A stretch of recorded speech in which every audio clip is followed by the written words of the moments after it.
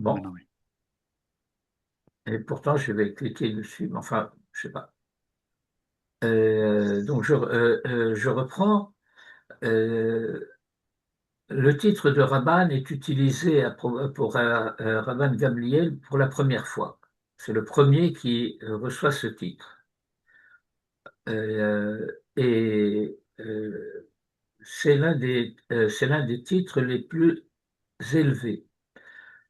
Je dirais même, et vous allez comprendre tout de suite la réserve, que c'est le titre le plus élevé. Mais il y a quelque chose au-dessus du titre. Euh, Traditionnellement, on expose cela de la manière suivante. Au niveau le plus inférieur, il y a Rav. Et le titre de Rav désigne essentiellement les maîtres de Bavel. Au-dessus de Rav, il y a Rabbi. Et Rabbi désigne les maîtres d'Eretz Israël. Cela entraîne non pas une ambiguïté, mais éventuellement une petite difficulté euh, sans gravité extrême, mais néanmoins pro- potentiellement problématique, c'est que, étant donné que la Mishnah est rédigée en Eretz Israël, y compris les maîtres de la Mishnah qu'on étudie à Bavel sont appelés rabbis. Et par contre, les maîtres de la Gemara sont appelés Rav. Alors qu'en Eretz Israël, et en particulier dans le Talmud Yerushalmi, les maîtres de la Mishnah et les maîtres du Talmud sont tous appelés rabbis. Donc, lorsque vous rencontrez par exemple Rabbi Shimon ben Lakish, va se poser la question de savoir est-ce que c'est un Tana ou est-ce que c'est un Amora.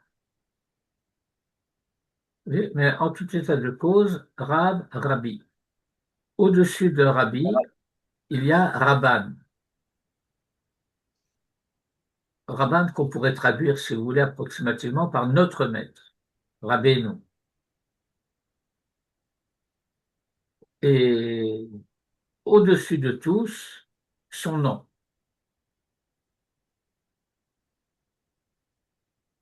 De Gadol Mirabban Shemo. Par exemple, vous avez Rabbi Akiva, et puis vous avez Ben Zoma. Rabbi Akiva, c'est l'un des maîtres les plus prestigieux de toute l'histoire d'Israël. Ben Azai, Ben Zoma sont souvent présentés dans la tradition comme des enfants, des adolescents en tout cas, des jeunes à peine après la bar mitzvah. Manifestement, il s'agit euh, d'enfants exceptionnels, mais ils ont un niveau supérieur à celui de Rabban. Cela m'a fait intervenir à plusieurs reprises à l'égard de gens qui parlent de Rav Manitou. Alors, je passe du temps à expliquer.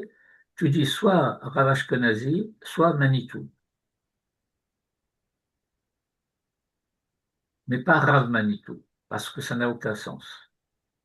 Donc, je referme cette petite parenthèse. Donc, Rabban Gamliel, Haya Omer, Ase lecha Rav vehistalek min hasafek, fais-toi un maître et dépasse le doute, ve'al tarbe la'aser omadot, et ne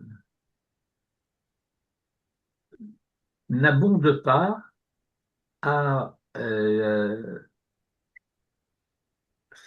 prendre, à prélever la dîme de manière approximative.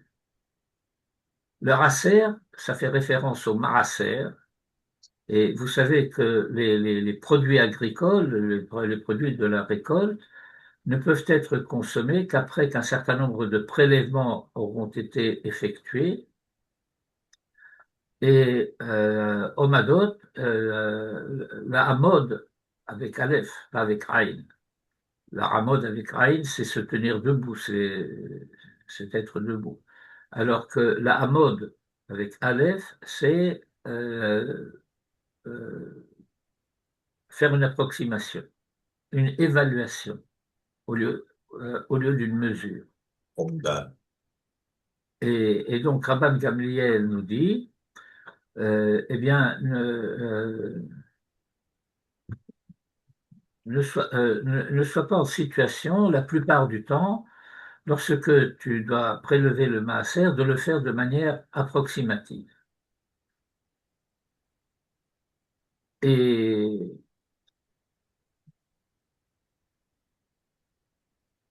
on va voir le commentaire du Maharal à ce sujet, mais avant d'aborder le commentaire du Maharal à ce sujet, je voudrais faire deux remarques. La première remarque, c'est que jusqu'à présent, tout le développement des Mishnayot et des Pirkei Avot suivait une certaine chronologie, étant donné que la Mishnah décrivait euh, une transmission de maître à disciple. Et puis, après, il est les Shammai, d'un seul coup, on nous parle de Rabban Gamliel. Alors, Rabban Gamliel, d'une part, est le petit-fils de Hillel. Étant donné qu'il y a un autre Rabban Gamliel, celui-ci est souvent appelé Rabban Gamliel Hazaken, l'ancien, alors que le deuxième Rabban Gamliel est appelé Rabban Gamliel de Yavne.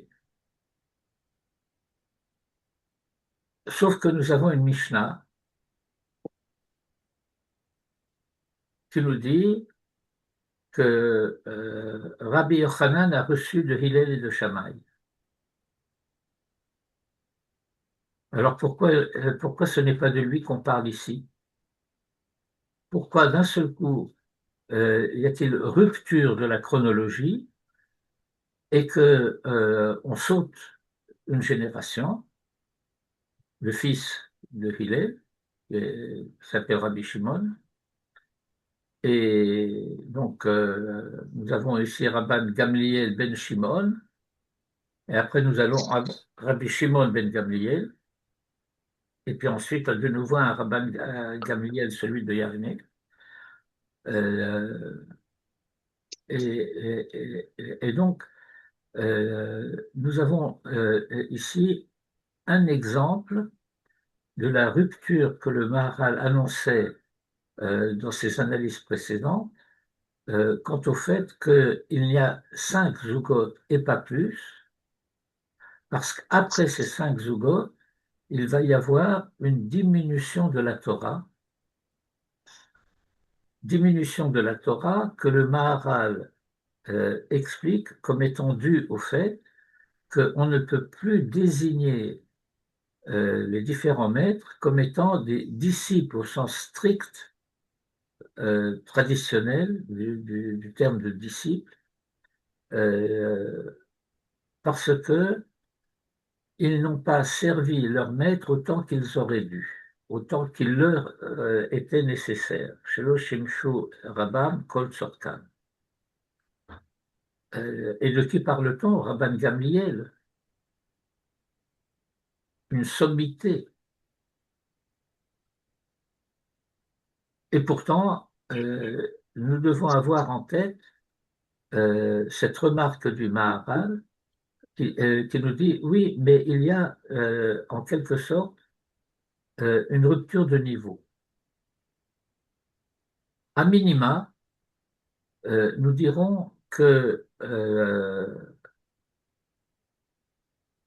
pendant tout le temps des Zougotes, grâce à ces diades, ces couples de maîtres, la Torah se conservait chez eux dans son intégralité. Dans leur collaboration, couvrant à la fois la dimension positive et négative des enseignements de la Torah, mitzvot aseh, mitzvot lo ta'aseh, la dimension de la crainte et la dimension de l'amour, et j'aurais dû le dire dans l'autre sens, la dimension de l'amour, ahava, et la dimension de la crainte, yira, les mitzvot positives étant à l'indice de l'amour et les mitzvot négatives, comme on dit, à l'indice de la crainte. Et je rappelle à cet égard que la crainte n'est pas la peur. Euh, j'ai déjà fait plusieurs fois la remarque et je la reprends. Euh, le français nous aide un peu en l'occurrence. Euh, la peur peut être peur de et elle peut être peur pour. Et donc la crainte dont nous parlons, c'est non pas avoir la crainte de la Torah, d'avoir peur de la Torah, mais d'avoir peur pour les valeurs de la Torah que nous sommes supposés défendre.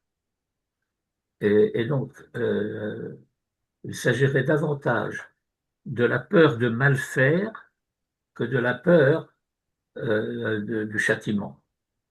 Euh, la peur du châtiment existe aussi, l'irata onesh, mais c'est le niveau le plus inférieur. Et donc,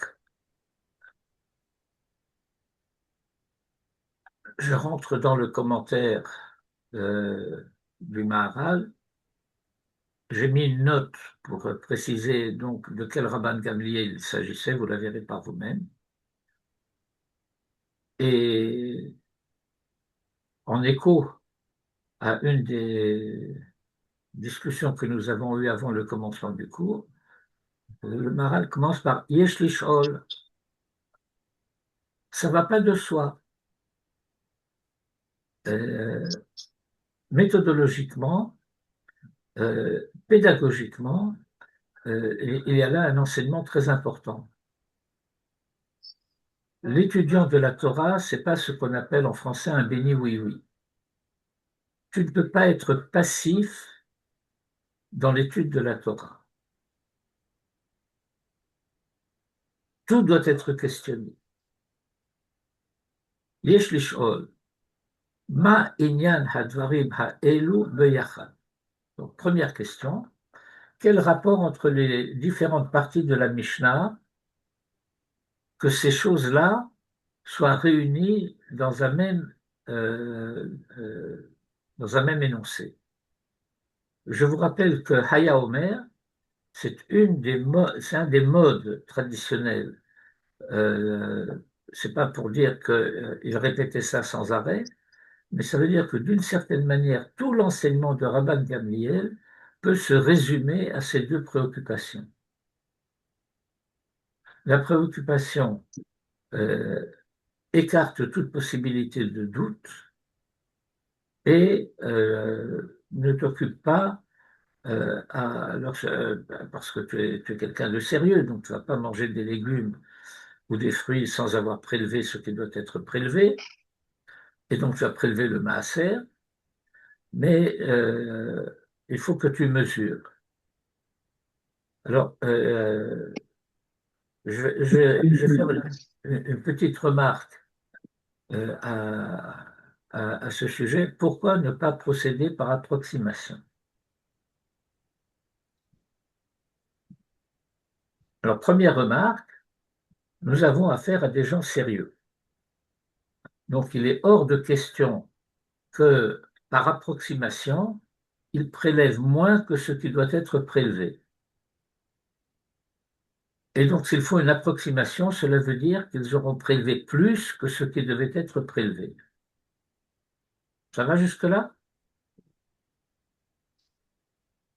Eh bien, le problème que cela pose, c'est que entre la mesure exacte de ce qui devait être prélevé et ce qui a été prélevé en plus, cette partie qui aura été prélevée en plus n'aura pas été redimée.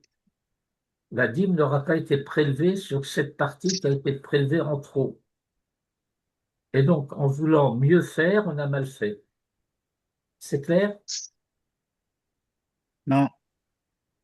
Et est-ce que, Rav, est-ce que je peux poser une question plus générale? C'est- euh, sur le texte lui-même qui apparaît incompréhensif. D'une part, où Omer lecha, il nous dit assez les Rav, formidable, pour éviter le safek. C'est-à-dire, j'ai un doute, simplement, j'ai un doute en matière de halakha, ou peut-être d'autres choses, je vais chez le Rav pour qu'il me guide. Et pourquoi maintenant il est question dans ce même texte de problème de maaser? Eh bien, c'est la question que le Maharal pose. Yesh lishol ma inyan advarim ha'elu Hein? b'yachad. Sheyase lo rav yishalek min ha'safek, val yarbe la'aser omadot. C'est la question que le Maharal pose. Quel rapport entre les choses? Moi, j'ai une autre question. Est-ce qu'il faut commencer d'avoir un doute pour s'adresser au Rav ou en principe, tu vas d'abord avec le Rav et si tu as dans tes rapports avec lui quelques doutes, tu peux lui demander des questions. Attendez une À mon- seconde. Allô? Allô? Hein?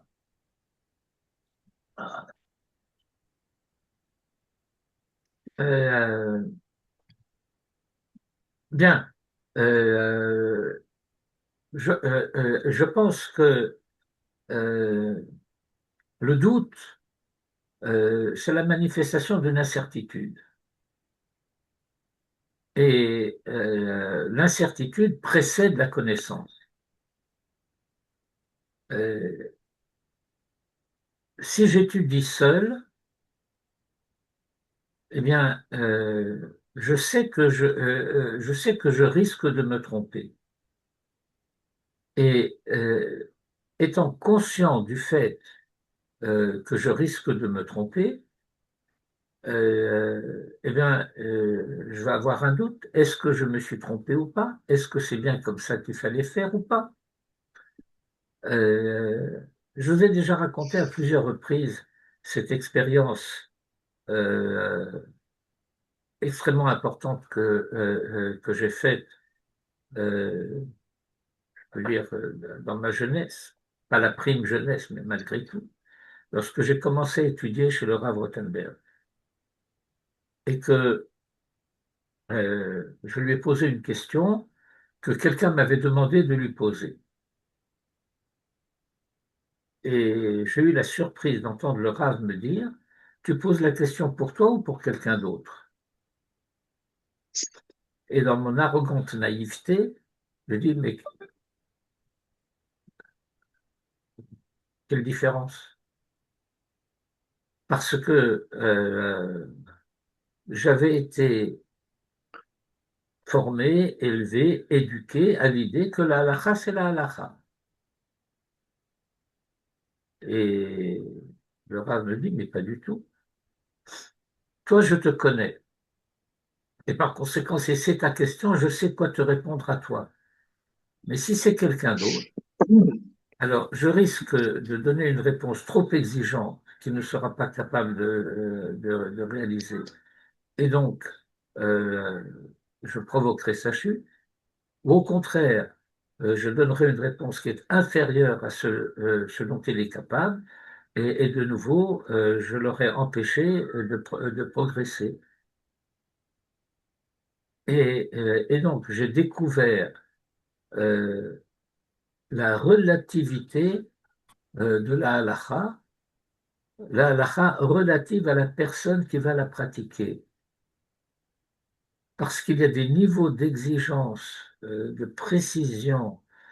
Euh, c'est pas au niveau de chumrot, c'est au niveau des exigences de ce qu'on appelle en hébreu le diouk, la précision dans la manière de pratiquer toute mitzvah. Euh, et donc, je peux me poser la question, est-ce que je fais bien ce que je devrais faire? Or, il faut être conscient du fait que ce type d'incertitude, ce type de préoccupation, c'est du poison. La Torah doit pouvoir être pratiquée sereinement. Et avec, comment dire,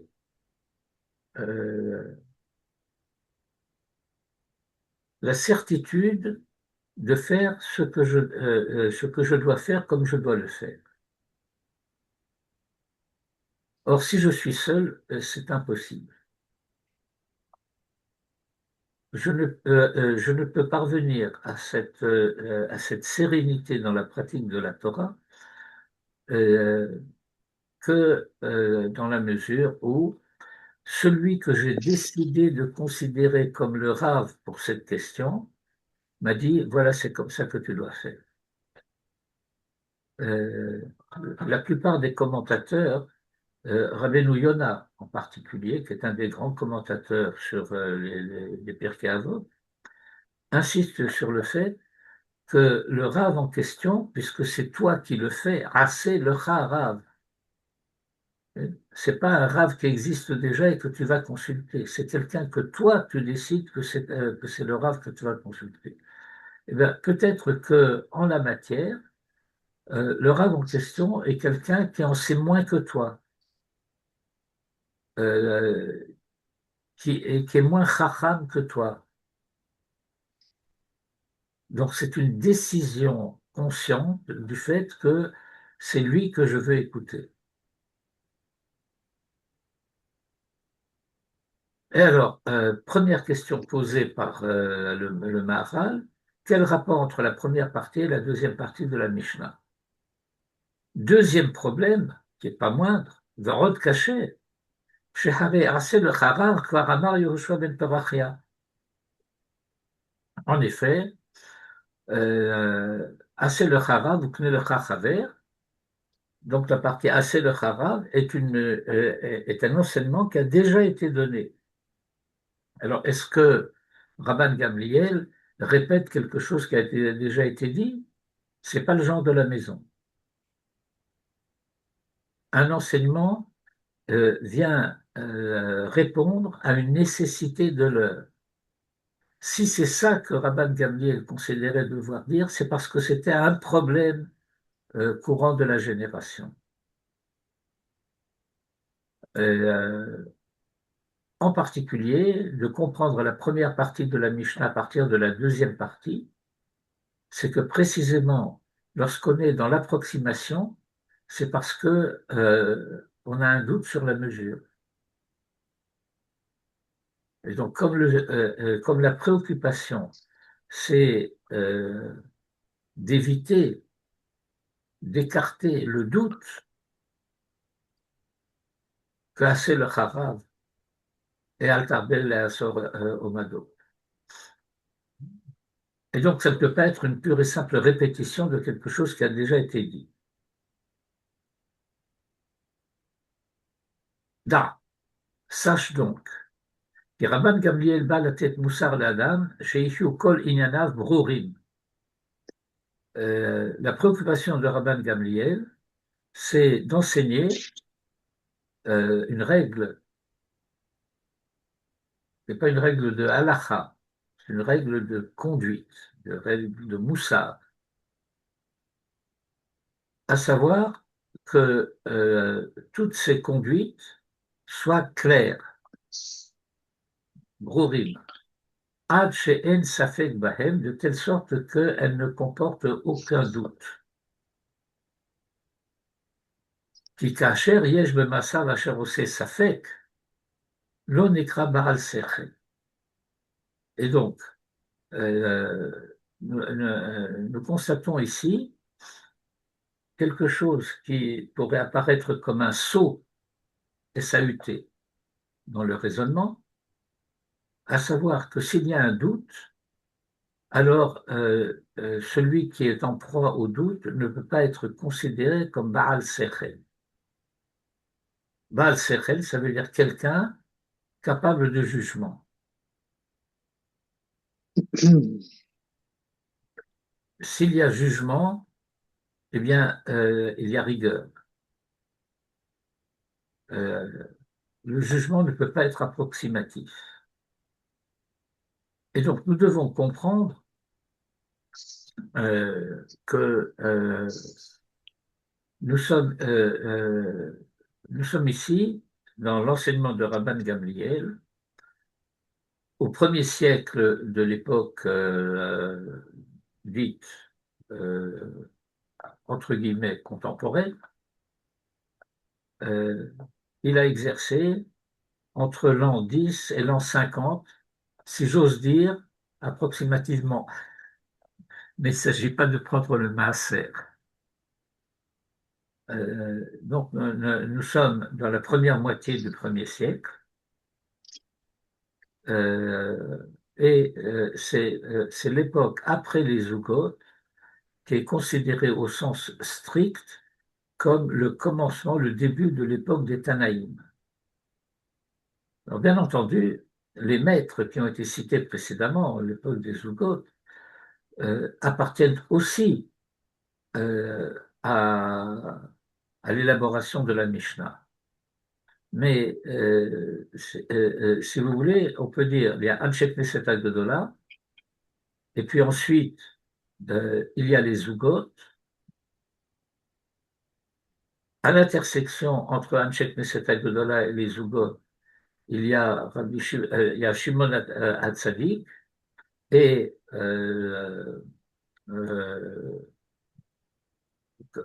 comment il s'appelle Antignos. euh, Antignos. Antigone de Socho.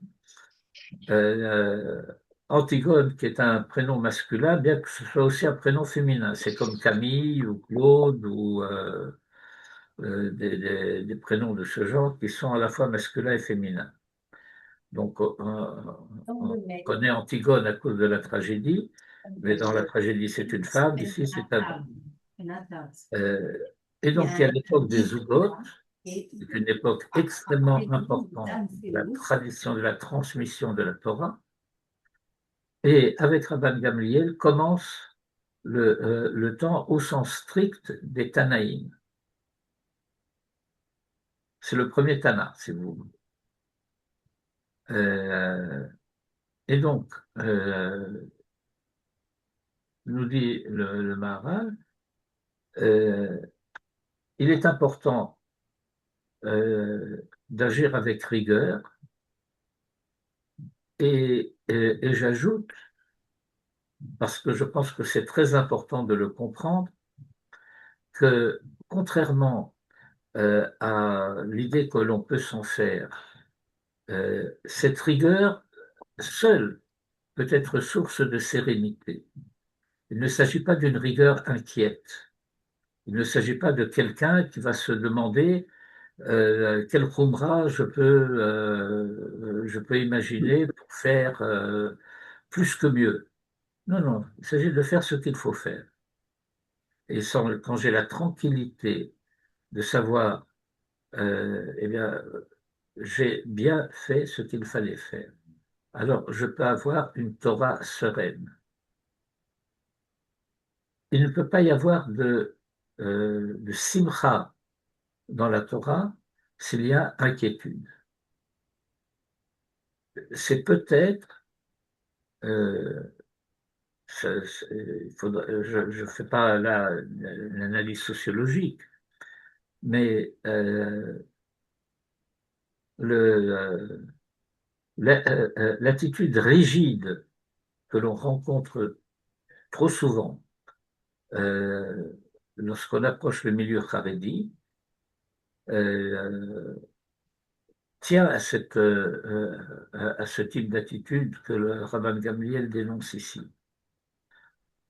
Et, et donc il dit, ben, celui qui est dans cet état, il ne peut pas être appelé Baal Sechel.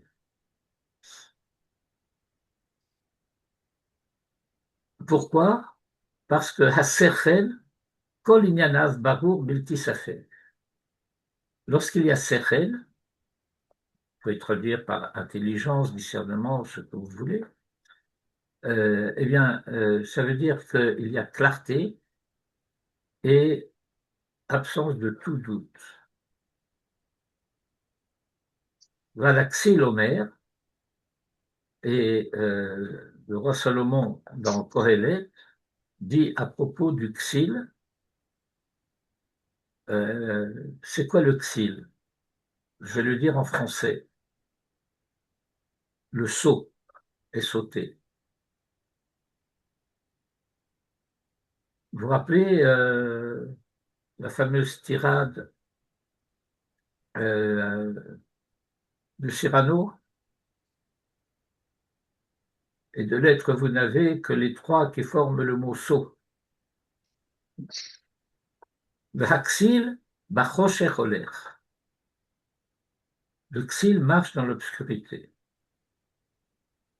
Aval ha'adam sheyirtze liyot ba'al sechel, mais l'homme qui veut être Baal Sechel, Yihud Devarav Bebirur. Il faut que ses propos soient en clarté. Que Im Yetze Ha'adam Chutz Mimidavot, et si l'homme s'écarte de cette mesure, que Iluhu Yotze Migeder Ma Shehu Adam Baal Sechel. C'est comme s'il se mettait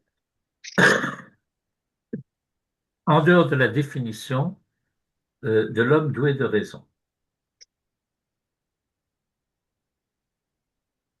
Et donc, dans ce bref paragraphe, on voit déjà apparaître la centralité de la lutte contre le doute. Ça veut dire que l'époque, c'est une époque où il y a incertitude, où les gens se posent des questions. Et si les gens se posent des questions, eh bien, c'est parce que je dirais qu'il y a d'une part une tendance à vouloir décider seul,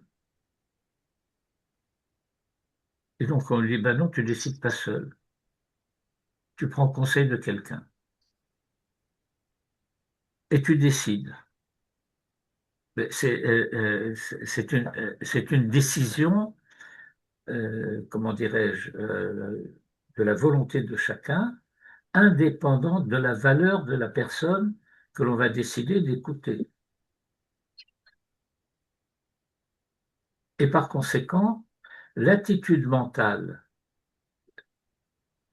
qui préside au fait de poser la question à quelqu'un que l'on a décidé d'être le rave, pour moi, c'est le fait que va devoir s'établir une confiance absolue.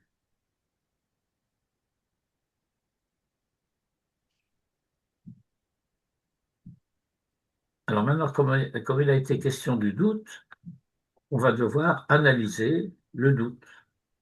La question du doute elle-même pose problème.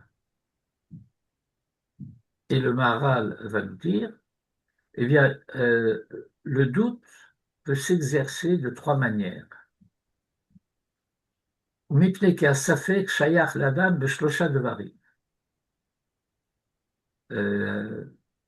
Étant donné que le doute appartient à l'homme en trois choses. Im besichlo, kasher el davar barur lo, veyesh lo panim lechan ou lechan. D'une part, au niveau de l'intelligence, du sechel, de la raison. Lorsque le sujet dont il est question n'est pas clair et qu'il possède des aspects qui vont d'un côté ou de l'autre. Yeshlo panim, le chad ou le chad. Comme le visage de ce personnage de la mythologie grecque ou romaine qui s'appelait Janus. Un homme a deux visages. Il n'y a pas de nuque.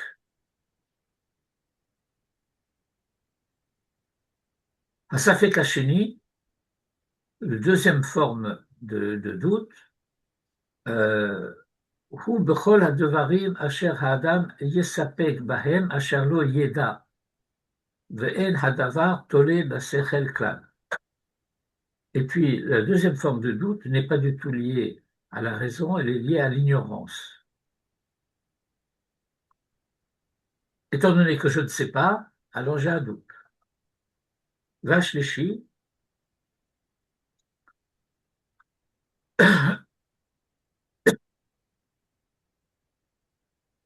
la troisième, הוא ספק אשר הוא לאדם במעשה המצווה.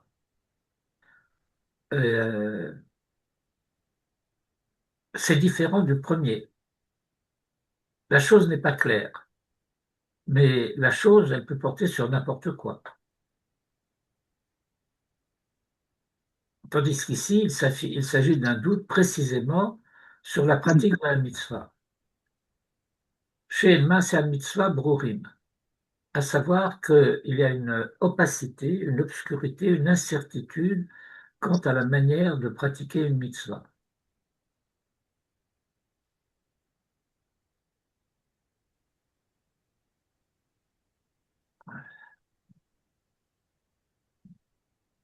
J'ai vu un livre à la bibliothèque du Beth Midrash à Herzliya sur les halachot de Pessah, et en page de garde du livre, l'auteur se glorifiait en disant avec des chumrot qu'on n'a jamais vues. Okay. Et comme disait Manitou, tout se passe comme si, de nos jours, les rabbins s'ennuyaient et par conséquent, ils inventent des chumrot. Comme celle, par exemple, de ne pas boire l'eau du lac de Tibériade à Pessah. Parce que très probablement, il y a des pêcheurs qui ont appâté les poissons en jetant du pain, et par conséquent, les eaux du lac de Tibériade sont devenues chametz, ce qui est une stupidité, puisque l'un des moyens de détruire le chametz, c'est de le jeter à la mer. Et le lac de Tibériade s'appelle en hébreu la mer de Tibériade. C'est-à-dire, il ne s'agit pas d'une flaque ou d'une mare, il s'agit vraiment d'une étendue d'eau extrêmement conséquente et sur laquelle d'ailleurs il peut y avoir des tempêtes. Et donc même s'il y a du pain qui a été jeté dans le lac de Tibériade, il n'y a plus rien de chametz.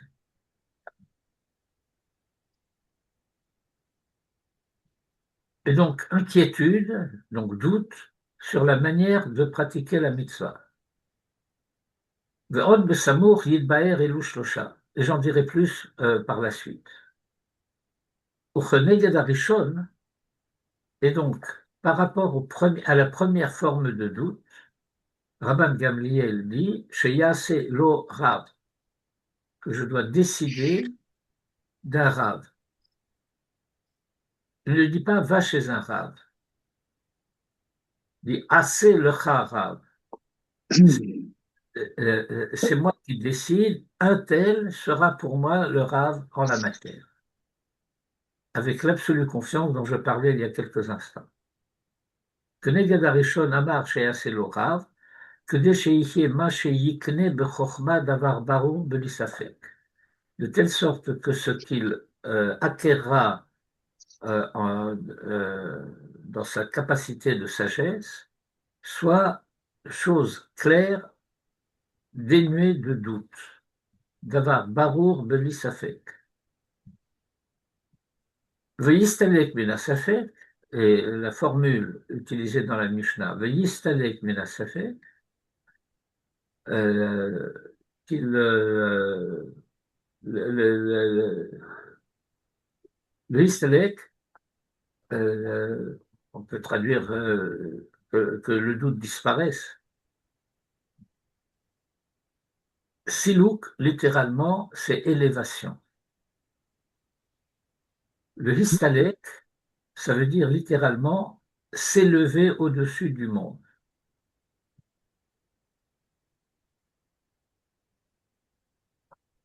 c'est-à-dire pouvoir contempler les choses d'en haut. Et quand je peux contempler les choses d'en haut, ça veut dire que je les domine. Et ce n'est pas elle qui me domine, parce que c'est lorsque elle me domine que le doute peut s'établir ou subsister. Et le fait de dire Veistalek minasafek, perouche, ça veut dire Mikol davar asher yesapek. De quelque nature que puisse être le safek, eh bien, il a disparu. Ou bevadaï, et ça va de soi. Le inyan issour, en sarich lomar ki safek assour le chumra.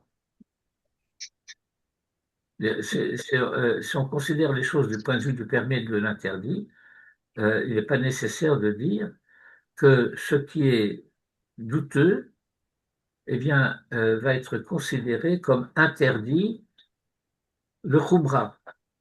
Ça veut dire quoi, interdit le khumra?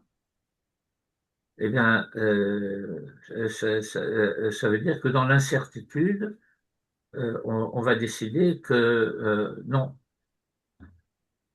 Or, nous avons un principe dans le Talmud. Ce principe du Talmud peut être formulé de la manière suivante. De même qu'il est interdit de permettre ce qui est interdit, il est interdit d'interdire ce qui est permis. Vous avez suivi? Et donc, il y a ici une khumra injustifiée, parce qu'il ne s'agit pas d'une khumra que quelqu'un, par conscience, décide d'appliquer une sévérité particulière dans sa pratique, la plupart du temps, parce qu'il sait que dans ce domaine-là, il a une certaine tendance à la licence. Étant donné que je sais que j'ai une certaine fragilité par rapport à certaines conduites, alors je décide d'appliquer une plus grande rigueur que nécessaire. Autrement dit, la khumra ne consiste pas en un mieux faire, il s'agit d'un correctif.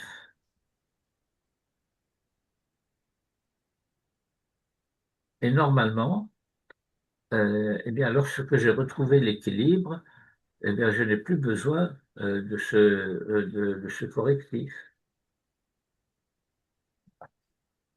Et là encore, je vais rappeler un enseignement du Rav Rothenberg. Quand je dois donner une réponse de halakha à quelqu'un, je ne dois pas lui appliquer mes chumrot.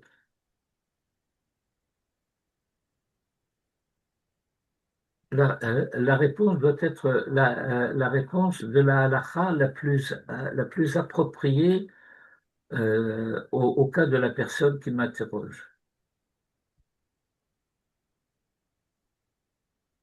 Je vais vous raconter une petite histoire en rapport avec le Rav Rothenberg.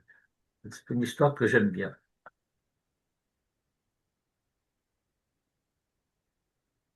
Un jour, quelque temps après ma Aliyah, donc on est en 82-83, je rencontre au coin d'une rue un garçon que je connaissais de Paris et qui à Paris était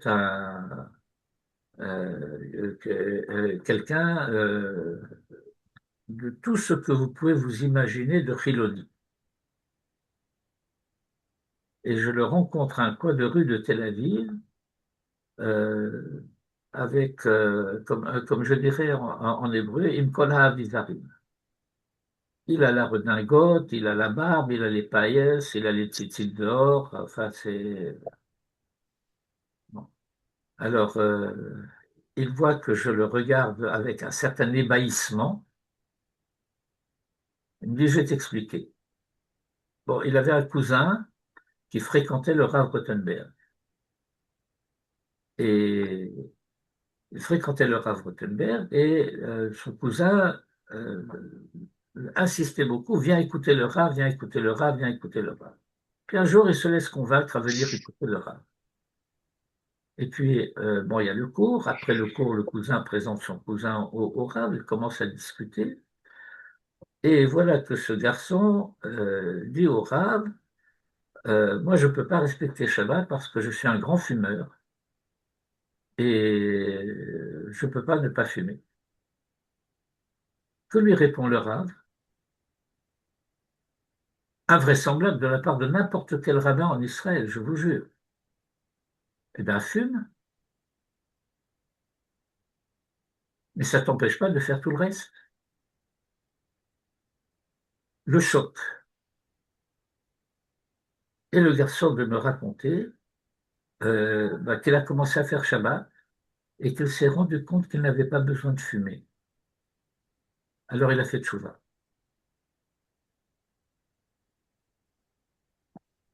Et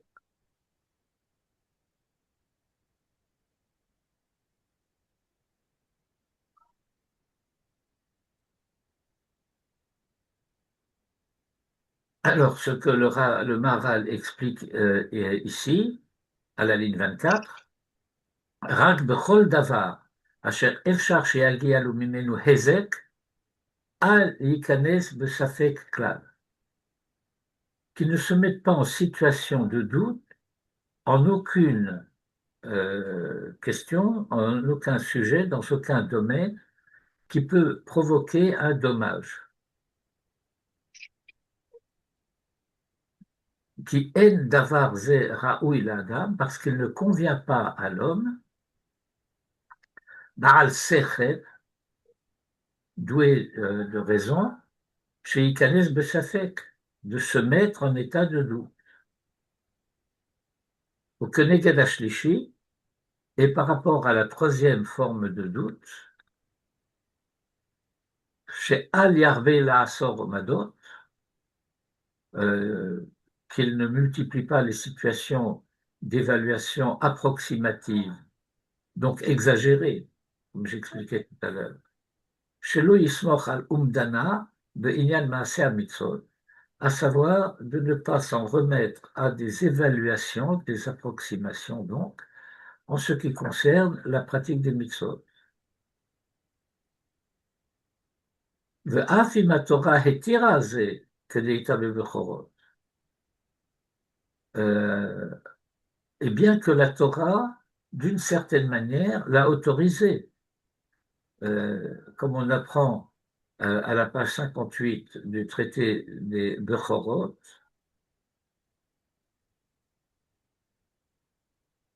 V'nechshav lachem terumotechem, et vos prélèvements seront considérés, etc., etc.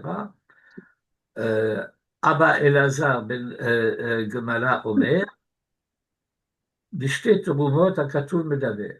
Étant donné que le verset qui est cité, terumotechem, eh bien, c'est un pluriel, et donc il s'agit de deux terumot, de deux prélèvements, achat teruma gedola, achat terumat maaser. La première, c'est ce qu'on appelle la Teruma Gedola, et la deuxième, c'est ce qu'on appelle Terumat Maaser, à savoir la Teruma que l'on prélève sur le Maaser. Or, la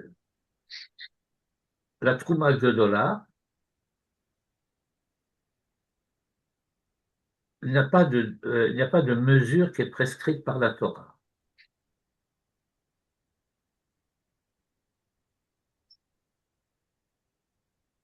Un grain de blé peut être considéré comme suffisant pour s'être acquitté de l'obligation de prélever du blé sur la récolte. Bon, si je prélève un grain ou même un épi, je vais être considéré comme un petit peu avare. D'un autre côté, je peux prélever la moitié de la récolte. Il n'y a pas de mesure donnée dans la Torah. Alors, les maîtres, dans la Mishnah, ont donné une moyenne. 2 centièmes. Si vous préférez, je peux dire 1/50. Mais étant donné que cela se base sur un mettez ça entre guillemets, parce qu'on ne joue pas, un jeu de mots, dit Altikra Teruma et la Trin Mimea. Que phonétiquement, Teruma peut sonner, s'entendre comme 200, Trin Mimea. Et donc celui qui donne moins que cela va être considéré comme étant un petit peu proche de sa poche. Celui qui donne plus que cela peut être considéré comme prodigue, il en donne trop, mais la bonne moyenne, c'est 2%. Alors, ces 2%, ou 5 ou 10 ou 1, ce sont des évaluations, des approximations, puisque la Torah n'a pas exigé une mesure précise. Quand on parle du maaser, c'est une mesure précise, 1/10. Mais la Trouma ne comporte pas de mesure précise. Et donc, étant donné que la Trouma Gedola est prélevée avec une certaine approximation, Nitla Be'omed, ou Bemachashava, et selon l'idée que je me fais de ce que je dois faire. Car, de la même manière, Terumat Maaser, Nitla Be'omed ou Bemachashava, c'est le texte du Talmud concernant ce problème. Haré, or donc, on apprend de ce passage, Af ki bitrumat maaser sheyesh la shiur echad me'asara, natalta be'umdana ou be'machashava, étant donné que cette trumat maaser qui comporte une mesure, 1%, 1 pour 10, 10%, et que cela a été prélevé avec une évaluation, et à l'idée que tu t'en fais, be'machashava, Bevadaï Maaser Gamken, et que bien évidemment, le Maaser lui-même, il peut en être de même. Nicole Makom, néanmoins, altarbe la Madon. Ne fais pas cela d'une manière régulière, d'une manière courante.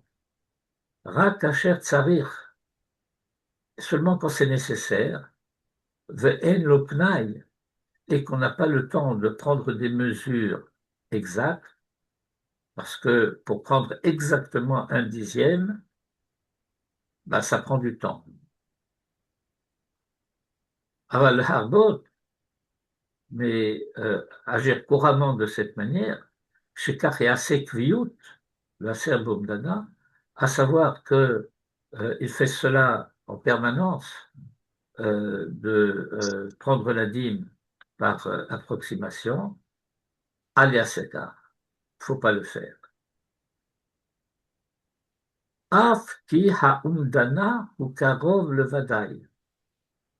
Et même si cette approximation est proche de la certitude. Karov le vadaï. Karov le vadaï. C'est pratiquement certain que c'est comme ça, mais ça ne l'est pas. Af misé installé. Tiens-toi à l'écart de cette manière d'être. Qui en raoui la Adam, parce qu'il ne convient pas à l'homme autre chose que chez Yihu kol masav brurim mesulakim minasafek, que toutes ces conduites, tous ces actes soient clairs, dénués de tout doute. Shekach raoui le Baal Sechel, shelo yichye holer bachosher, parce que c'est cela qu'il convient à une personne sensée, à savoir de ne pas marcher dans l'obscurité, le xil du Kohelet qu'on a vu plus haut. Ou bevadaï, et certainement, kasher hu noheg al hamida hazot, hu shlemut gadol elav. Et lorsqu'il se conduit de cette manière, de cette préoccupation de s'écarter du safek, alors c'est une grande perfection. Parce que, et ici le Maharal parle avec une certaine emphase, כי הרבה והרבה חסרונות נמשכים כאשר האדם מעשיו בלתי ברורים. parce que il y a de graves défauts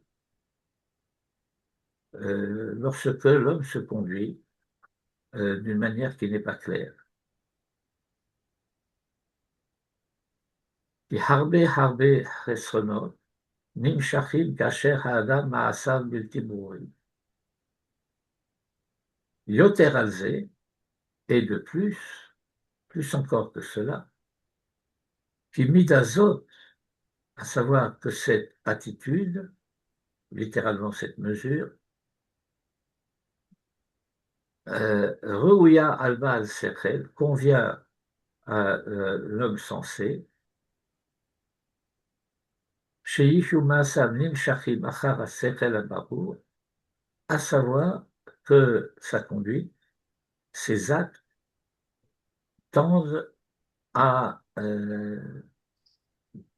on va dire, l'intelligence claire.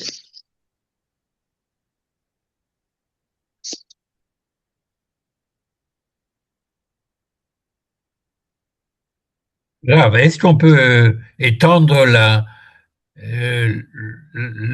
l'histoire du Maaser à toute attitude humaine? Ben, c'est ce que le Maharal a dit plus haut, à savoir que dans ces trois modalités, dans ces trois sortes de safek, eh bien, il faut tendre à faire l'effort à ce que rien de ce que je fais ne soit entaché de doute.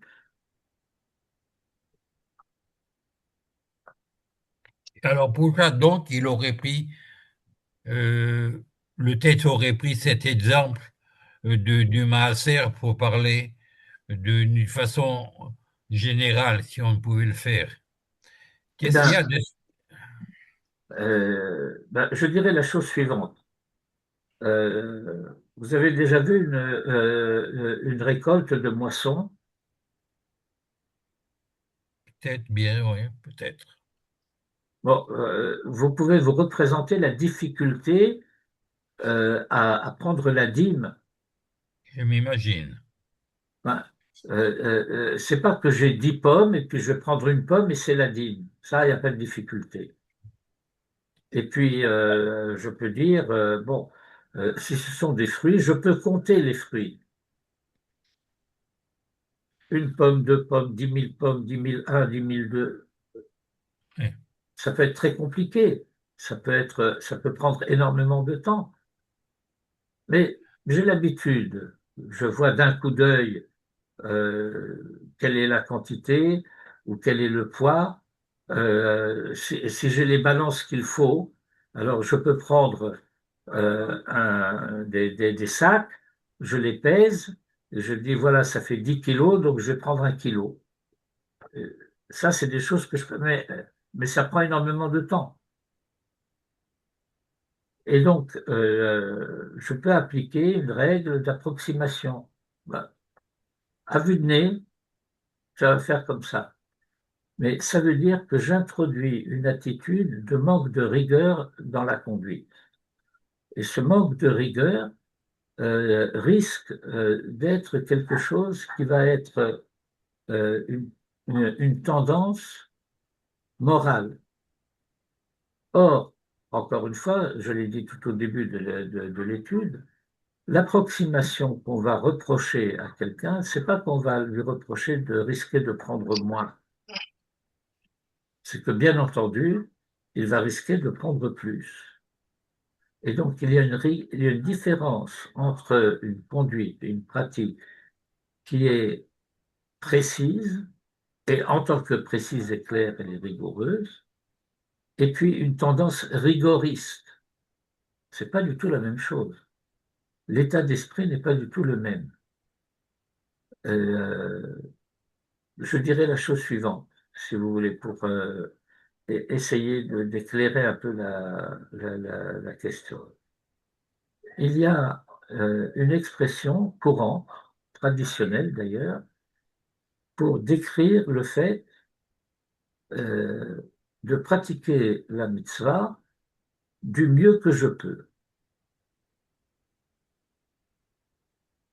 Ça, c'est une traduction approximative que je donne de l'expression classique traditionnelle. Latzet Yodé Chova. Mais qu'est-ce que ça veut dire Latzet Yodé Chova? Littéralement, ça veut dire m'acquitter de l'obligation.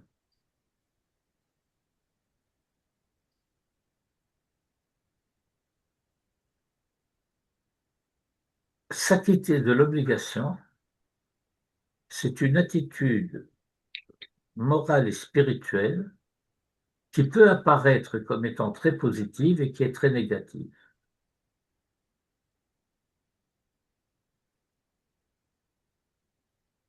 Je vais utiliser une autre formule qui, elle, est franchement négative sans aucun doute.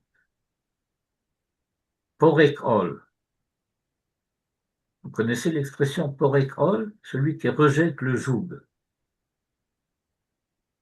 Mais essayez de considérer, ça demande un petit effort de réflexion, mais pas énorme, la correspondance existante en résultat de l'attitude de celui qui a été porek ol et de celui qui yatsa midechova. Ah, maintenant je suis libre. Il n'y a plus aucune obligation qui pèse sur moi. Je suis libre.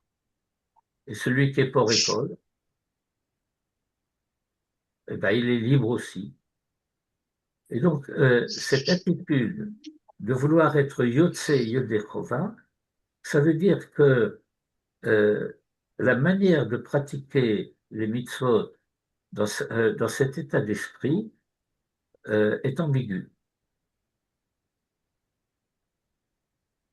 Je ne veux pas être pris en défaut d'une obligation que je n'aurais pas faite.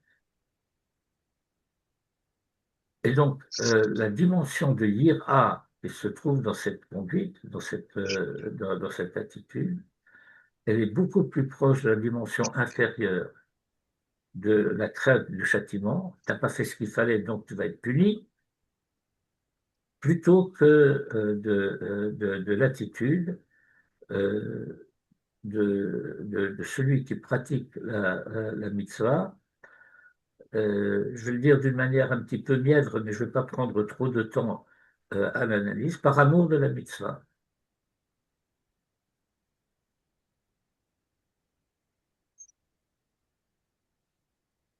Et comme dit le Midrash sur un verset des psaumes, que le roi David dit j'aime tes mitzvot, et le Midrash dit, il n'a pas dit j'aime les récompenses de tes mitzvot, il dit j'aime tes mitzvot.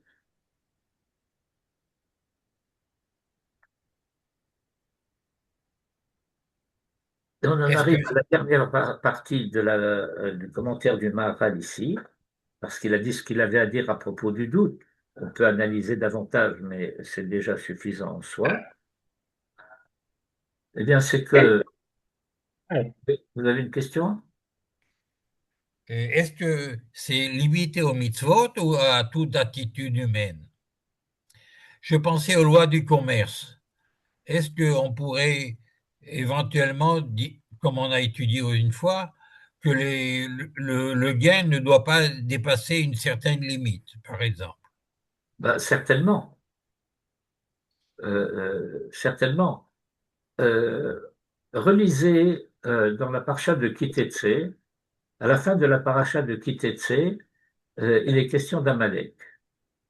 C'est un texte qui est parallèle à la fin de Parashat Beshalach, mais dans la paracha de Kitetse, le passage concernant Amalek vient à la suite d'une remarque qui dit eh bien, tu n'auras pas dans ta poche euh, Le de, poids. Le Even salaire. Le euh, salaire. des poids et des mesures inégales. C'est-à-dire, je peux avoir deux poids, ils sont tous les deux marqués 1 kg, mais il y en a un qui fait 950 grammes et l'autre qui fait 1 kg. Donc j'ai un poids qui est trompeur. Et les commentaires disent, eh bien, lorsqu'il y a malhonnêteté dans le commerce, eh bien, Amalek arrive. Ah, Et donc, il est évident que du point de vue moral, la Torah va me dire, tu n'as pas le droit d'être un tricheur, tu n'as pas le droit d'être un menteur, tu n'as pas le droit d'être un trompeur. Mais encore une fois, il peut y avoir une attitude qui est une attitude involontairement peu rigoureuse. Involontairement, c'est-à-dire que ce n'est pas intentionnellement que je veux tromper qui que ce soit, mais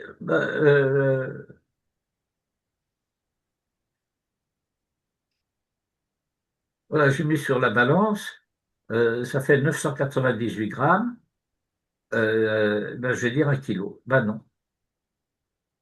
Oui, mais c'est compliqué de faire le calcul. Je sais combien coûte 1 kilo, mais combien coûte 998 grammes? Et les bouchers qui comptent l'emballage dans le poids de la viande. Mais je ne dirais pas les bouchers qui comptent l'emballage dans le poids de la viande. Je dirais le boucher qui te pèse la viande et puis qu'ensuite il commence à découper, à enlever telle partie, soit de gras, soit de. Bah non, bien. mais il faut pas que tu coupes. Tu as pesé, tu me donnes tout ce que tu as pesé. Mais ça veut dire il y a des pratiques qui sont des pratiques incorrectes. Alors, c'est un domaine de la halakha, les lois du commerce, qui porte le joli surnom de Kesef Kacher. Et Bien. euh, il y a quelques années, à Jérusalem, sur un cours de Parashat Hashavua, j'avais donné quelques indications dans le domaine de Kesef Kacher.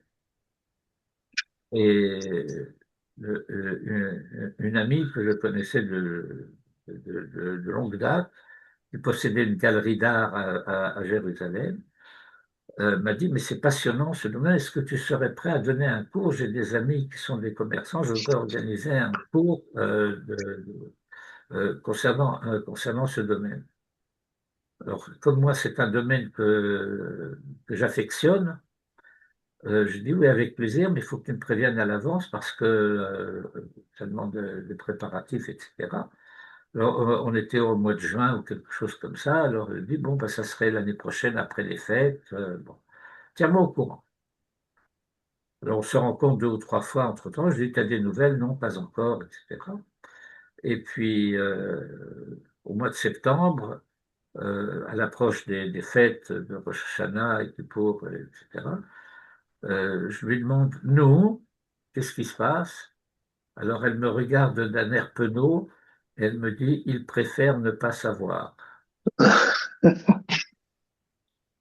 Alors, il y a, puisqu'on parle de ça, juste une petite question. Il y a des domaines où finalement c'est facile, le boucher il doit peser, il doit donner 1 kilo de viande, etc., etc. Mais il y a des domaines où c'est le professionnel qui évalue son travail. Il n'y a pas de balance. Par exemple, si un avocat fixe ses honoraires, ben il le fixe. Et vous voyez des différences énormes. Il peut y avoir des différences énormes. Oui, alors? Et alors, là c'est très très difficile. Mais la question qui se poserait, est-ce que ça les vaut? Ben, la personne qui voudra un honoraire important vous dira bien entendu que ça les vaut. Non, mais je veux dire que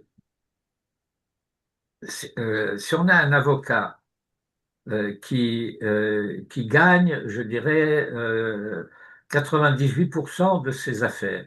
Non, ça n'existe pas. C'est pas ça. C'est pas à ce niveau-là. On le voit. Non, au niveau du tribunal maintenant, les choses sont réglées. La plupart des avocats travaillent à l'heure.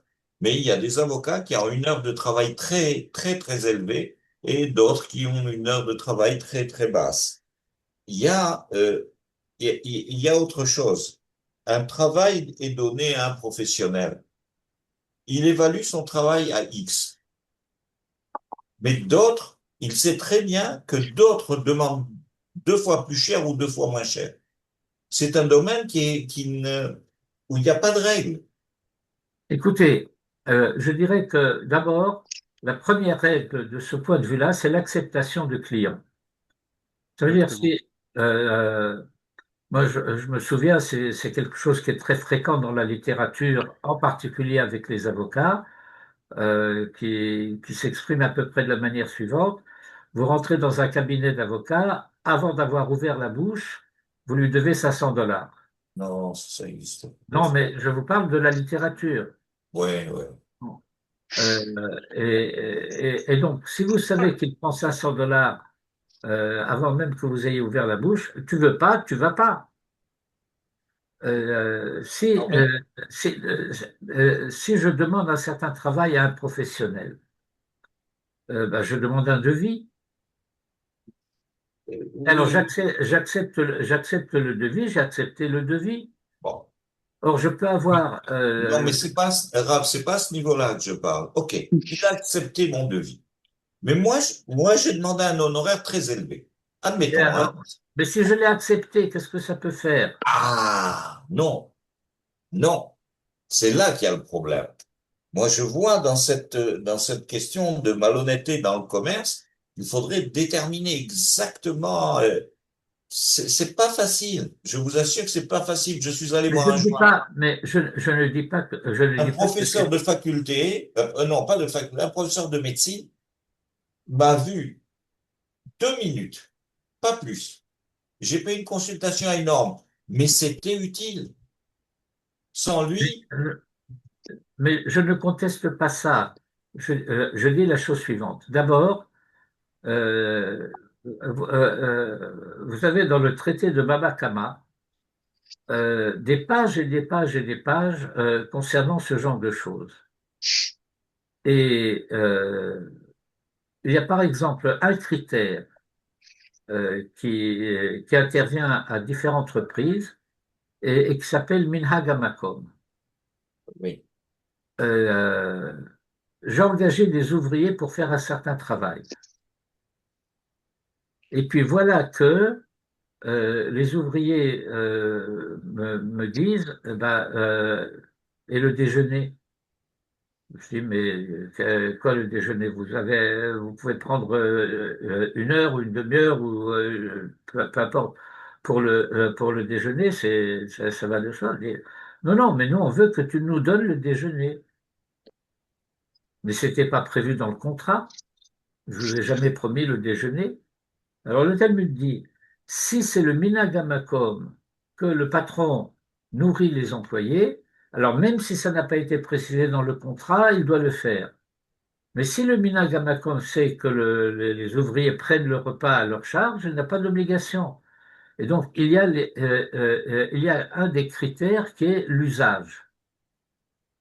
Et de même, pour le montant du travail, l'ouvrier, ou les ouvriers, les saisonniers, etc., prennent, normalement, on les paye tant de l'heure, et maintenant, euh, un ouvrier peut dire, moi, je demande plus. Si j'accepte, alors je le paye plus. Ce que je n'ai pas le droit de faire, c'est de lui dire, bon, ben, je vais te payer plus, et après je vais lui dire, non, je ne te paye que ce qui est l'usage de payer. Et puis maintenant, comme il n'y a pas de contrat, il n'y a rien par écrit, je sais que... Non, là, il y a malhonnêteté. Mais si quelqu'un me dit, moi, je suis un spécialiste, c'est pas seulement que c'est mon métier, que je connais le travail, etc., mais je suis bon dans ce travail et que je vois ces références et qu'effectivement, moi je demande tant. Ben, j'accepte ou j'accepte pas. C'est ce qui s'appelle en français de gré à gré. oui. je sais. Alors, je sais que, parce que malheureusement, nous avons eu pas mal à faire à des spécialistes dans le domaine médical, et, et je sais bien qu'il y en a qui abusent. Ils s'abusent. Eh ben, comme je l'ai dit, c'est de l'abus. Il y a aussi une notion de prestige. Quand on va voir, par exemple, un grand avocat qui a un certain nom sur la place, eh ben, ça a un prix. C'est comme quand on achète un sac Louis Vuitton, c'est du luxe. Ça ne correspond en aucune manière aux matières premières qui sont dans le sac. Ni même fois 2, ni même fois 3. C'est fois 200. Ça n'a aucun sens. Mais c'est pas ça qu'on paye. On paye le nom. On paye. Donc, en fait, c'est vraiment cet accord de gré à gré qui est important. À partir du moment où il y a un accord, les gens se sont mis d'accord et ont accepté le prix, il n'y a vraiment pas beaucoup d'autres choses à dire derrière. C'est ce qui ne va pas, c'est la malhonnêteté. Mais estimer son travail ou surestimer son travail par rapport à sa réelle valeur, à partir du moment où en face on accepte de payer, on accepte de payer. Ok, d'accord. C'est bien. Oui, bon, ben, c'est ce que je dis. Bon, je voudrais vous prendre 5 minutes de plus parce que je voudrais terminer le paragraphe, là. Il est pas très long. Et donc, on en aura fini avec cette Mishnah. Après avoir expliqué donc le contenu de la Mishnah, le Maharal veut s'occuper d'un problème que je dirais connexe, qui ne tient pas au sujet en tant que tel, mais au fait que dans cette Mishnah, il n'a pas été mentionné de qui Rabban Gamliel a reçu son propre enseignement, et on ne saurait rien de lui si on ne savait pas par ailleurs, par d'autres textes, qui est Rabban Gamliel. Et le Maharal commence par dire Velo zacha kan Kabbalah. Et dans cette Mishnah, il n'a pas été question de Kabbalah. De Kabbalah, c'est-à-dire du fait que il aurait reçu son enseignement d'un tel. Ki lo hayta ha-Kabbalah nimshechet rak ad Hillel v'Shamay. Parce que cette transmission de la Torah présentée en tant que réception d'une tradition, non pas Messira, mais Kabbalah, comme j'ai expliqué assez longuement la dernière fois, eh bien, cette Kabbalah de la Torah ne s'est poursuivie que jusqu'à Hillel et Shammai. V'kach amrou beperek hanechnakin. Il y a il y a un chapitre du traité de Sanhédrin qui parle du cas de ceux qui sont passibles de la peine de mort par étranglement.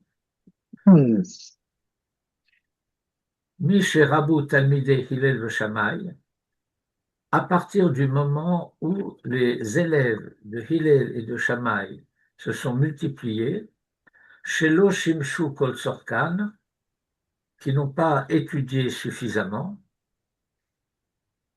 au sens où nous avons étudié cela la dernière fois, qui n'ont pas servi suffisamment, shelo shimshu kol tzorkan, rabu machloket be'Israël.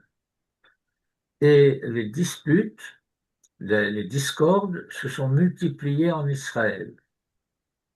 Venarasa Torah keshte Torot. Et la Torah est devenue comme s'il y en avait deux. Pour, contre, oui, non. Ou le chach, et c'est la raison pour laquelle Lo zachar Kabbalah mehilel v'shamay ve'elach. Et c'est pourquoi la Mishnah ne mentionne plus le fait de recevoir à partir de après Hillel et Shammai.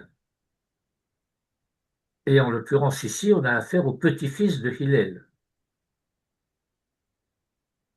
Venirez, et il semble מה שלא זכר גם כן רבן שמעון בנו של הלל, que la Mishnah n'a pas mentionné ici, comme elle aurait pu le faire du point de vue de la chronologie, le fils de Hillel,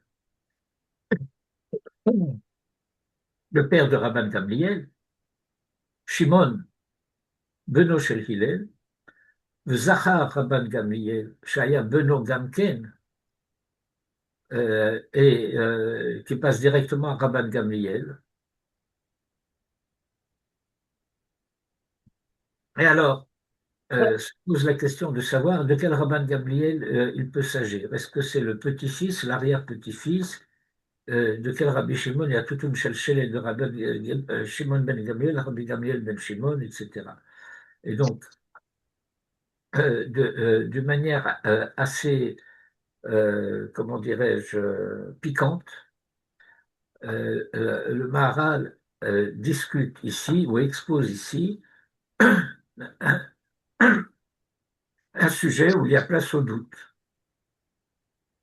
ונראה מה שלא זכר גם כן רבן שמעון בנו של הלל, וזכר רבן גמליאל שהיה בנו גם כן, ולא זכר רבן גמליאל שהיה אביו של רבי שמעון בן גמליאל, שנזכר בסוף הפרק על 3 דברים, וכולם היו נשיאים כדאיתה בסוף פרק כמה דשבת, הלל ושמעון וגמליאל, ושמעון נהגו בנשיאותם בפני הבית 100 שנה.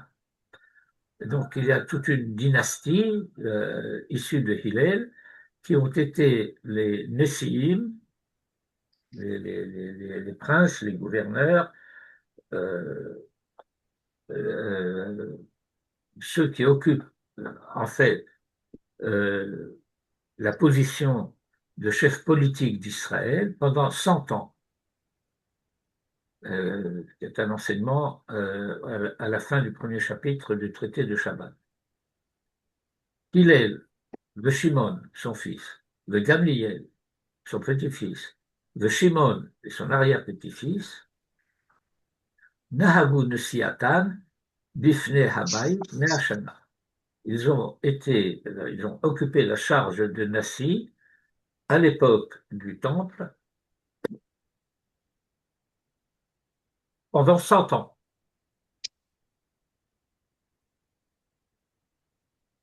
Venirez, or, il semble, de Bezman Rabbi Shimon beno shel Hillel,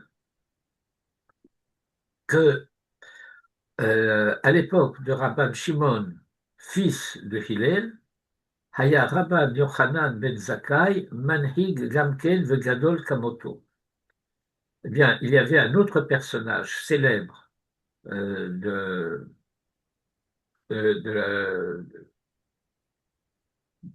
disposant d'une certaine souveraineté en Israël, qui est Rabban Yochanan ben Zakkai, et qui avait un prestige de chef analogue à celui de Rabbi Shimon. De Bechol Makom Amrinan, parce que on dit partout, Mishecharav Habayit, depuis que le temple a été détruit, Hitkin Rabbi Yochanan ben Zakkai, Rabbi Yochanan ben Zakkai a établi, et lui, il fait partie des élèves de Hillel. Ve'imken, Haya Rabbi Yochanan ben Zakkai, Manhig venasi Gamken, ולהזכיר שניהם אי אפשר שלא היו מן הזוגות, שאחד נשיא והשני על בית דין, ולכך לא זכר אחד דהיימנהו מפת. Alors ici se pose un problème. Si tu ne peux en mentionner qu'un, comment tu choisis lequel tu vas mentionner? Question. Vechen est de même. Bisman Rabban Gamliel, aviv chez le Rabban Shimon ben Gamliel, à l'époque de Rabban Gamliel, qui est le père de Rabban Shimon ben Gamliel, Haya Rabbi Elazar ben Azaria, Shaya Gamken Nasi, qui deita bebrachot beperek tefilat hashachar. Rabbi Elazar ben Azaria, dont nous savons qu'il a été désigné comme Nasi à la place de Rabban Gamliel à la suite d'une discorde et que le Sanhédrin avait décidé de démettre Rabban Gamliel et par souci, euh, comment dire, euh, de courtoisie, on a nommé le dernier des élèves de la yeshiva. Parce que si on avait nommé quelqu'un qui était à son niveau, ça aurait été vexant. Mais le fait de nommer quelqu'un qui est à des années-lumière du point de vue de son âge, son prestige, etc., ça indique on ne vise pas à prétendre le remplacer. Et c'est la raison pour laquelle vous vous souvenez de la Mishnah qui est citée dans la Haggadah de Pessah, Hare ani kevel shivim shana. Voici qu'il avait 18 ans et que dans la nuit, il y a 18 mèches de cheveux blancs qui lui ont poussé dans la barbe. Et il dit, voilà, que je suis comme si j'avais 70 ans, alors que c'est un gamin, il a 18 ans.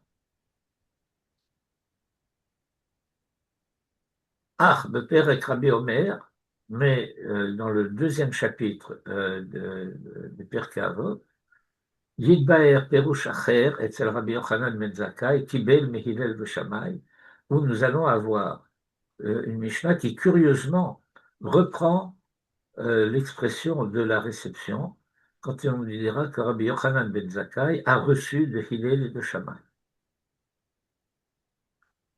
Et pourquoi on ne le mentionne pas dans le chapitre, le premier, qui précisément traite de la transmission et de la réception de la Torah? C'est quelque chose que nous étudierons lorsque nous arriverons dans cette Mishnah, dans le chapitre 2.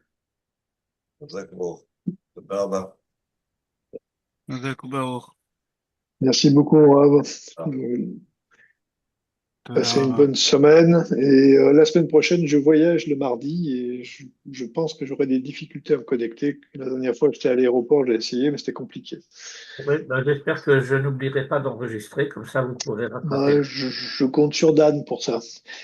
Passez une bonne semaine à Bonne tous. semaine. Rav, vous Merci. m'envoyez le texte de la prochaine fois? Comme ça, Oui, je travaille dessus. oui. Et dis-moi, Dan, c'est un gros travail de cette traduction. Non, en fait, ce qu'il faut, le gros travail, c'est en amont, c'est pour essayer de configurer l'IA pour qu'elle fasse un travail pas trop nul. Tu utilises quelle IA? Pour, pour le moment, je suis avec Claude. Et c'est Claude. vraiment le plus... Je vais te dire pourquoi. Ça Parce que dépend pourquoi.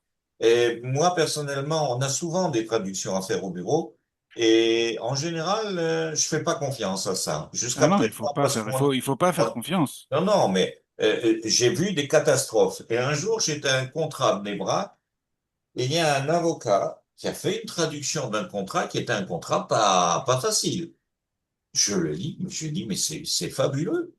C'était très, très bon comme Alors, traduction. et, pour le légal, je j'ai pas le nom, mais je sais qu'il y a des intelligences artificielles spécifiques pour pour le langage légal parce que c'est vraiment particulier. Il y a des concepts derrière des trucs, donc on peut C'est pas dire ça, n'importe voilà, quoi c'est ou pour ça. traduire On a essayé des littéralement. fois de faire des traductions de Ah trucs ouais, non. et, à mourir de rire. Ah ouais, non, non, c'est pas. Mais là, j'ai été stupéfait. Ouais. Et non, il faut. C'est pour ça que voilà, il faut soit bien le configurer en amont, soit alors il y en a qui sont déjà faites pré-réglées. Je me souviens plus du nom. Je sais qu'il y en a une dans le domaine. Mais en tout cas, t'as des GPT dans ChatGPT qui peuvent être Moi, pas j'utilise mal. Gemini en général. Gemini, il est très bien, ouais. Il est très bien. Très, très bien. Tu sais, Mais, j'ai mais posé une pour question traduire de un contrat, fiscalité, ouais. mais j'ai été ahuri parce que moi, j'ai travaillé sur cette question. Et lui, il a tout trouvé en une seconde. Ouais, non, non, mais de toute façon, plus personne n'aura de travail Tu dans pas sais, ça longtemps. m'a... Et Et vous j'ai C'est pas savez, vrai? il y avait mon fils qui était avec moi, il y avait Nathaniel qui était avec moi. Je lui ai dit, tu sais, c'est bien. C'est très bien. Ah, non, c'est impressionnant et c'est flippant.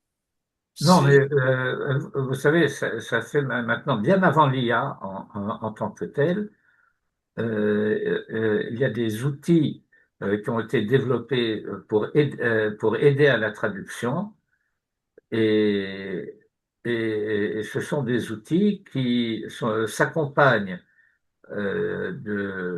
disons de dictionnaires, de lexiques spécialisés selon les professions juridiques, médicales, commerciales, etc. Et il y en a qui sont très performants. Euh, et en tout état de cause, on ne peut se fier à 100% à aucun.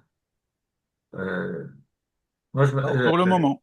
Pour le moment. oui, pour le moment. Je me souviens, bon, il y a une vingtaine d'années, peut-être même un petit peu plus, je traduisais beaucoup de textes informatiques. Et je travaillais pour une boîte de Jérusalem qui s'exerçait un peu à ce domaine, pas de la traduction automatique, mais enfin des outils pour la traduction. Alors, on rencontrait des absurdités de gens de traduction de l'anglais en français. Et Ouais, alors, comme Google Translate. Ouais. ouais, donc, euh, exemple touristique, nous sommes allés de Jérusalem à Tibériade en passant par la Banque de l'Ouest, le West Bank. Ah, la Banque de l'Ouest, elle est célèbre, hein. Ouais. Et puis, au bord du lac de Tibériade, nous avons fait un repas de poissons et de morceaux, fish and chips. ah oui. Non, C'est mais très bon. maintenant, c'est beaucoup mieux, hein. Ah ouais, ouais, non, Oh, ce oh, oh, genre de oh, oh. problème évident est réglé maintenant. Écoute, moi, je vais poser une banale question. Je voulais savoir une citation de l'Ecclésiaste, mais si tu savais ce qu'il m'a sorti. En plus de ça, mais alors là, je comprends pas une fois. Et il me dit en plus de ça, toi qui as fait ton alia il y a 40 ans, j'ai dit, mais qu'est-ce qui lui a dit que j'ai fait mon alia il y a 40 ans? Mais c'est pas possible, j'étais là. Mais qui est-ce? Peut-être il y a quelqu'un qui avait fait une chanson, je crois, une fois pour nos 40 ans. Ah là là. Et j'ai dit, merde, alors qu'est-ce que c'est ça? Et j'ai, Ah non, ça devient non, flippant, mais mais d'où il a vraiment. été me trouver ça? C'était, Oui, bon, ben, c'est fou. voilà. C'est fou. C'était, Ce genre de logiciel, ils ont des entrées dans des bases de données. non, j'ai écrit, tu sais, cette phrase de Ferrame, je me suis retourné pour voir l'œuvre de mes mains, etc. Un peu ce qu'il y a dans le Coëlette. Mais j'étais ahuri. Mais il faut voir quelle précision dans différents domaines, classer tout ce qui s'en Ah non, suit. non, c'est fou. C'est fou. Non, je sais pas. Alors, moi, j'étais un peu sceptique, mais maintenant, je suis de moins en moins, hein. Ah non, plus ça va et plus ça prend ça s'étoffe, quoi. Tom, bonne Allez, alors semaine. bonne semaine. Bonne Bonne semaine semaine. à tous, À au revoir. bientôt. Au revoir. Merci.